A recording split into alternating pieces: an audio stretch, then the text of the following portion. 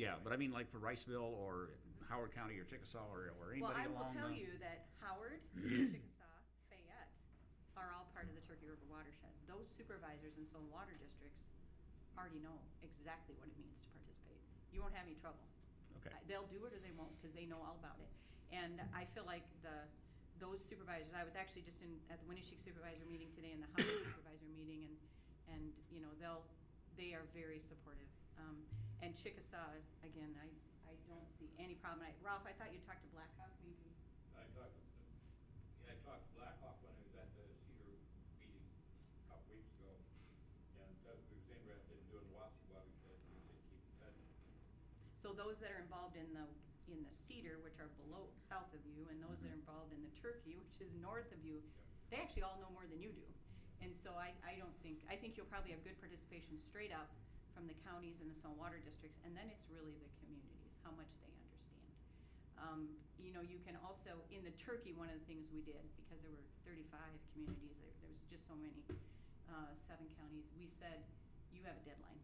You join or you don't by this date. And then it kind of scared them. They didn't want to get left out. And they all joined, many of them joined, so we ended up with 35 partners. In your instance, because this grant is due right away, I wouldn't recommend that, because you need these people to have some time to go to their councils, to talk about it, to think about it, and then be able to join. At some point, you may put a deadline on it. The only problem we ever had with that were people that didn't join and said they really wanted to afterward, and the authorities said no.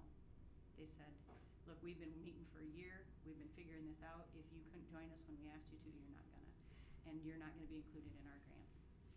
So you guys So can you play just that however leave you their want. communities out of, then their communities or their part of that county, So there they were just get 35 left out? communities and 23 joined. They gave them a deadline. They did invite them because they're required to invite them. But they gave them a deadline. They gave them, I don't know if it was 2 or 3 months to decide. You guys don't have that luxury really. I think you have to leave it open, or they just don't have time to respond by the time this grant is due. At some point, As you say, we have 2 right now, which is soil and water and county. County, you Yep. got me. And I would hope, well, I can't guess at this very moment here, but I would hope that we would want to be with that group too. Yes. But you have to submit this by when? The grant your 28E agreement has to be signed and filed, and then the grant has to be submitted, and that takes a few days, is all. And then the grant has to be submitted, I believe it's by, I have the announcement here, I think it's like the 15th, next month. You had said September 15th earlier. Yeah, so. it's right in there. And when you say filed, 28 agree, filed with? September 19th. The county clerk or the county auditor? It goes into the state. Ah, Yeah. and that, oh my God. Yep, it's electronically filed with the state. Is that the same thing as being filed at that point once they receive Yep, electronic? it actually goes Okay. in and it's like a day later or 2 days you get the form back. It's really quick, it's all electronic, it's all automatic, and we didn't have any trouble with it. But our next official meeting is what, the 8th? So, Is part of your September objective to monitor industry, to see what they're doing to the water, polluting the water? I really have no objective other than to help you. I honestly do not, but. I didn't really mean your particular. Right, I what the meant state wants to do is reduce flooding and improve water quality. And typically, they're talking about non-point source pollution. But you can say, you can do whatever you want, because you can look at water I mean, we're not monitoring. gonna have to go down there and monitor the water going into the river from the industry or nothing around here. What we do for the monitoring that I was talking about in the Yeah. other watersheds, it's at the mouth of every tributary, and then at certain places along the main stem of the river. And the reason we do that is because the tributaries, typically, you're looking at a 10,000, your watershed's kind of different than the other ones, but I would guess you're looking at 10 to 40,000 acres in a tributary, where it's 1 million acres for the whole thing, right? It's really hard if you just monitor at the mouth of any watershed to try to figure out what you should do where. And so if you can monitor, even gauge, and like where's the majority of the water coming from? How is it moving? Is there higher nitrates in this tributary, or higher phosphorus and higher sediment over here? Then that's probably erosion. Then we should have maybe terraces, or there's different practices that are going to help with different things.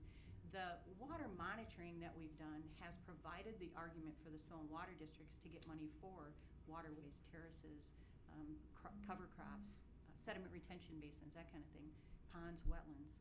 And the flooding issue, when you start to measure the flow and the quantity of how water is moving, that is really helpful so that if you start putting practices in, the Iowa Flood Center can actually model now, because that's one of the things they're doing in the Turkey River watershed. They have a model that you said, we're going to put in 150 structures above Independence in the upper part of the watershed. They could say, boom, yep, that'll reduce your highest flow, the flood of 2008 or 2012 or whatever was the worst by this many inches. So I guess the long answer to your question is, the short answer is no. I don't know anyone, at least that we're working with, that monitors a point source polluter. How about the cattle place of Postville itself, that Laguna thing? They're monitoring at the mouth of the tributaries. And that actually, Postville goes into the Yellow River. So it's not in Turkey. But Postville is involved in the Watershed Management Authority. They'd like to put in some wetlands over by the school, and they've got some other projects that they'd like to do. But the monitoring, like I said, you're monitoring a mouth of a tributary. You're looking at 10 or 40,000 acres. So you're not going to pinpoint any one producer. That's not the idea. The idea is Okay. not that. Is there a lower Wapsie? There is. So if you look at the bigger picture here, the Wapsie goes all the way to the Mississippi. Right, I was just curious about why we're not pursuing the entire. Yeah, and you can do It's whatever you watershed- like, it's- actually. At some point in time, it's watershed, no matter if You you're bet. 10 feet away from the Mississippi or. You are certainly welcome to do that. Now, remember, every entity that participates in a 2080 in the WMA gets to have somebody on the board. So you've got about 50, not quite 50 entities that you would already have on your board with this many. Oh, And- yeah. Yeah, and so the larger you get, you probably have that many again. That's a really big board to deal with. That entire Wapsie is just over 1.6 million acres. So you're adding a substantial area. You could certainly try it. Right now, the Turkey's the largest, and it's just about over 1 million. It's hard enough to figure out Yeah. how we're all going to work together up there. And down here, that'd be 1.6 million is really a lot. Well, getting- Even in the Cedar, they don't do that. They break that up to Upper Cedar, Middle Cedar, Lower Cedar. Okay. Okay. So any other questions? What is, I guess, that's gonna be the first question that everyone's gonna say is, okay, without a planning grant, formation grant, are the participating entities going to be needing to provide some financial? So I guess what I would say, the Turkey River Watershed Management Authority, which is the only one I've worked with right now, right? When we started, we were one of the first ones. There was only 3. So there aren't any in Northeast Iowa other than that yet. But they haven't ever paid a penny. And they actually, if you use their bylaws and their 2080 agreement, they decided in there, it says right there, that no entity should be required to raise any funds for this Watershed Management Authority, from their constituents, unless every entity agrees. So then you'd have to have, the Turkey has to have 35 cities, counties, and so on, water districts all agree they're going to raise money from their constituents, which will never happen. There were a lot of them that said, we won't join if we're going to have to put money in. So the primary commitment for us at this point would be Time. time. That's exactly right.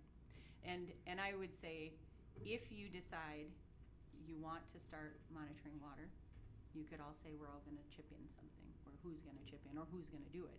In the Turkey, the soil and water districts actually all go out on the same day and pull the water, and they all send it to the hygienic lab. They put it all together and ship it down to the Iowa Hygienic Lab to have it analyzed.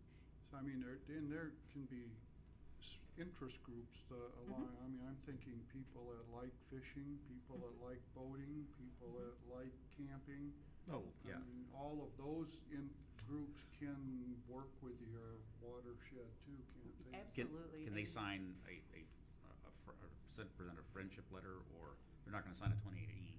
Right, they wouldn't sign the 28E, but Right. many of them are supportive. I know up there even the producer groups are. And so we have the Corn Growers, the Soybean Association, Farm Bureau. Even some of the communities actually appoint